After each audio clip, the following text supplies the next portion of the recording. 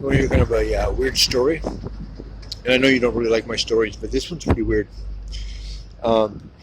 Because it's true. I don't really have time to waste and call up and make up stories with you anymore. But basically, when I was in the third grade, I went to a school in Encino called Our Lady of Grace, and I was a decent student, and I had some kind of behavioral problems now and then, but nothing serious. But we were still living in the era of kind of vigilante parents, where like we were worried about vaccines. And we were worried about, like, was there something educationally wrong with them or whatnot? You got to keep in mind also, I'm learning Spanish before English. So all these signs that my parents were getting about my education were being mishmashed. You know what I mean? And this tended to save my ass a lot, actually, because I would be the guy who would fail the class, but the teacher really loved me because I was the only person in class that would listen. You know what I mean? Like, it was kind of a yin-yang type of thing. Like, I would get burned here, but I would get saved at the end. Or I would get burned at the end, but I get saved next time around. And the thing that's so bizarre about it, and I reconnected with the teacher at the time, Miss Abner. She was a very young teacher. And it was in the third grade at Our Lady of Grace. This is 1982. And basically, she was calling my parents in for school meetings. And she wanted me to do these mathematical problems in front of my parents. Now, my dad's an engineer, and his mathematics is so hard to understand. I'm intimidated by it to this day. It would give me fear to do math with him. And these were multiplication problems. So we're doing problems like, 278 times 75, right? Now, here's what was happening. Now, I remember the scenario. I never really dwelt on it until I had my awakening, about 10 years ago. Basically, I was writing down the answers. What do you mean? I wasn't doing the proofs. I was writing down the answers. Now, the interesting thing is I wasn't getting them wrong, but I wasn't getting them all right either. So if you had 1,850 times 758, all I had to do was write down the answer. Now, the teacher initially obviously thought I was cheating, but she noticed something that was kind of unusual. Is he's not getting them all correct. And when he's getting them wrong, this is what I found out later on from her. When he's getting them wrong, he's only getting them wrong by like 1 or 2 digits. And eventually, my parents came in so often, they had me take tests in school in the morning. My parents are not happy. My mom works down by LAX. My dad's out by Magic Mountain. And at 6:30 in the morning, the private school that they're putting money into is telling them, your son's got a math problem. They just want to go. That's how I'm going to assess what happened here. I figured out what they wanted. I wasn't doing it like everyone else was doing it, but I cannot remember for the life of me. All I can tell you is it has something to do with studying the numbers and studying the patterns of the numbers. And I was guessing what the final number would be. I could sort of see, like maybe I would have to do one proof, but I could see like, well, this is going to be a 7-digit outcome number. And basically, just by looking at the numbers, it would come to me that it had to be this number or one of these numbers. Now, the thing is, Miss Abner realized this when she gave me the test and there was no one around to cheat, that you're not getting the answers wrong like a normal person. Because if you were getting them wrong, you'd be off by thousands of points. You're getting them wrong by 1 or 2 digits. So how are you only getting like a thousand, a number that's 1,000 digits long is the final answer, and you're only getting them wrong by like 1 digit. So if the answer was 592, I'm writing down 591, and this raised alarm in her. But she knew something, so she called my parents down to see it. Now at this point, my dad's now really on my case. Like, you tell us how you're solving these mathematical problems. You tell us. And this is, spring already of my senior year, or my senior year, of my third grade year. And I knew what they wanted. I knew what they wanted me to do. So what I did was I reverse engineered it. I basically, what I would do is I would come up with what I thought was the answer, but I tried not to let them know. They're all like over my shoulders watching me do this. And I would reverse engineer it. So I would try to come up with a numerical equation that seemed to prove out the original equation that I was asked to solve. So it looked as if I had done the proofs. Well, they caught on to that, and I only did it because I was scared of my dad. Here's the classic part about it. which wasn't so classic because I went through years and years and hours and hours and hours of, I call it deprogramming, they call it tutoring. It's not like kids from another school, but from like these professionals that were just trying to totally figure out why I couldn't do math. I could do math. I wasn't getting A's, but I was getting the answers right. But that wasn't acceptable. And why they did that to me? Because I was doing the problems backwards. And it never occurred to them, how is he getting the answers correct, though? It never occurred to them.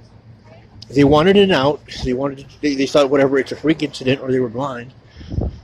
And so basically what happened was, they said, oh, he's doing them backwards.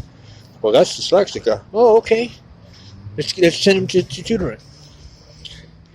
This created chaos with my math. It was just after that I got into a fight with Edward James Olmos' son over a girl named Christina Malici. You don't believe me? She's on my friends list. You can ask her. She'd love to tell the story. And it also didn't help that I wasn't learning much. So my parents took me out and put me in public schools. And this is where I got in with the brothers and with the gangsters. Because back then, you got to keep in mind, gangster rap was not cool. So if you were in a bust-in white school, basically the situation was you hung out with the misfits and the nitwits if you were a class clown. If you were drama, then basically you would have to hang out with where the detention guys hang out or the troublemakers hang out. And that's really my introduction to where there was a one-on-one basis with Hoover Crips and guys like that were that young. And they were telling me stories, like, dude, man, they're parking U-Haul trucks stacked to the top of the roof with AK-47s, and they're leaving the doors unlocked. We're just looting them out of there. And this is 1985. So this is 10 years before the whole CIA selling crack for guns in the ghetto thing happened. But what's so funny is that Americans accept that, right? Well, we needed money to fight the communists. I guess the niggers can do coke. Yeah, but dude, why are you giving them AK-47s?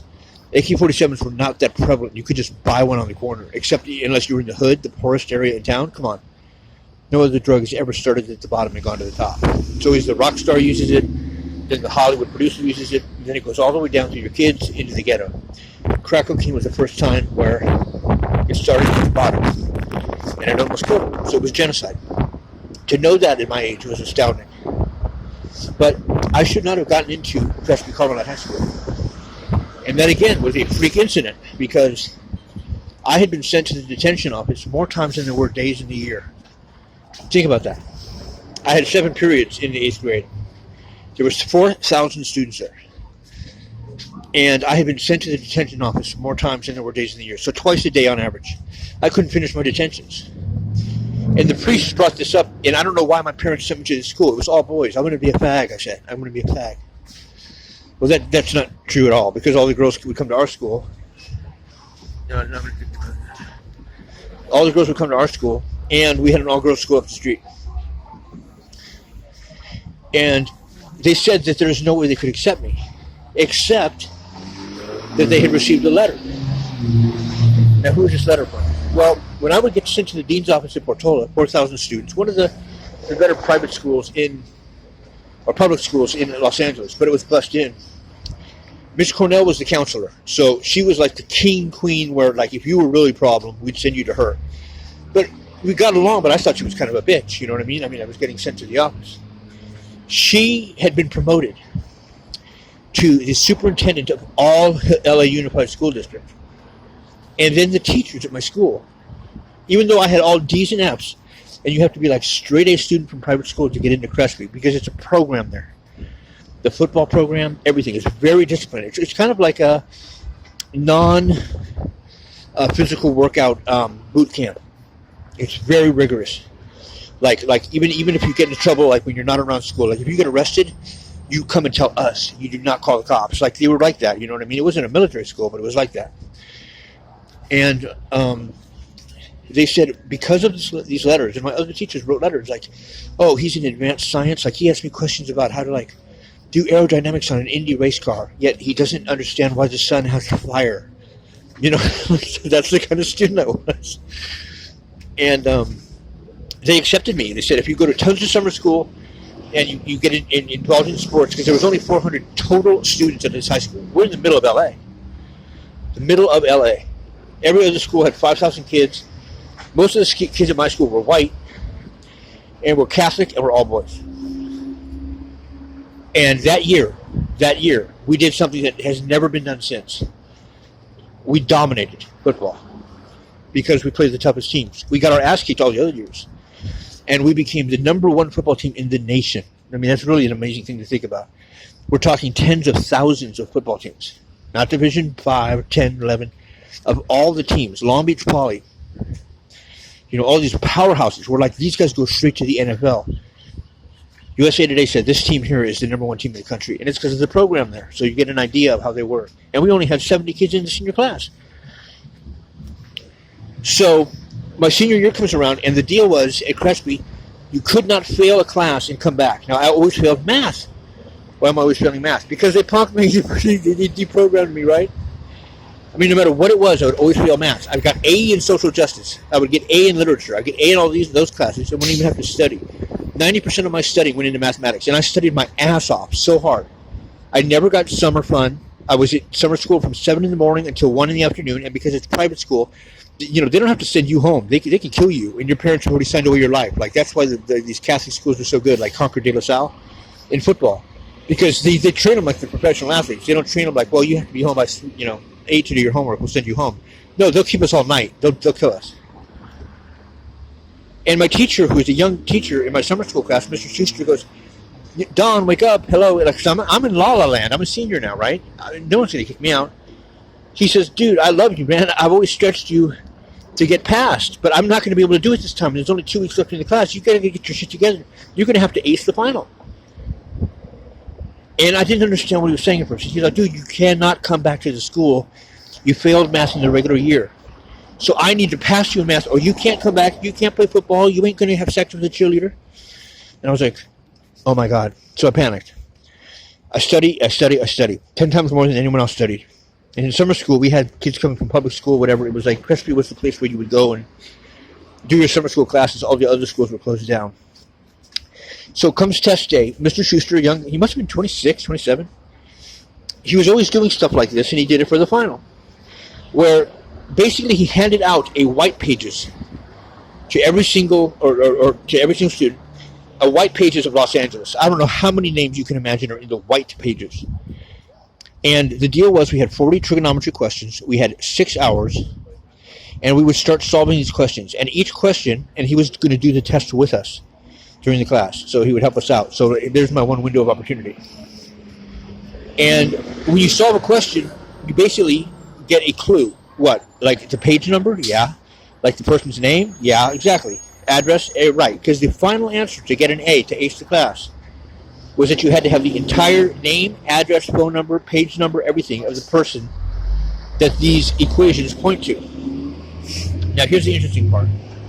I was so frustrated after the first hour because I had studied so hard. I was so angry. Something came over me, and it comes over me sometimes. And so I wrote down the name. It was a woman. She lived in Valencia. I wrote down her address, and I wrote down her phone number in the first 45 minutes of that class. I was so angry. And I went to go turn up the test. And now everyone knows I'm going to get kicked out of the school if I don't ace the test. So everyone's like, no, Don, don't leave early. You still have 6 hours left. I go, I got it right. And then the teacher's like, Don. Hey, I might be able to help you out still, Don. Just don't leave early, I mean, come on. I mean, I'm burned out from football and studying. He's like, just stick around. He was basically, I think, in retrospect, saying, I'm going to pass you. Just at least show some effort. I didn't get that at that age. I said, don't worry about it. It's correct. He goes, Don, it's not correct. Please, just sit down, wait for the break. I'll talk to you. I know you're really upset because you don't think you passed the test, but just be calm. I go, I fucking passed the test, man. I got the answer right. He goes, God damn it, Don, you couldn't have gotten the answer right. I said, well, why not? He goes, because nobody has it yet. He goes, I didn't finish my own final. I don't know the final answer to my own final. How the fuck would you know the answer to your own final? And that pissed me off. So I threw the test down in front of his face, and I walked out. And what do you think happened? I passed the test. I aced the test. That was the right name, number, address, and phone number of the woman. And even though he was not a permanent teacher at that school, he actually came to my graduation to see me a year later. But But that I put that on my mama. That is a true story. I didn't do any of the problems on the test, and by the grace of God, I answered that final. And to this day, no one knows how I did that.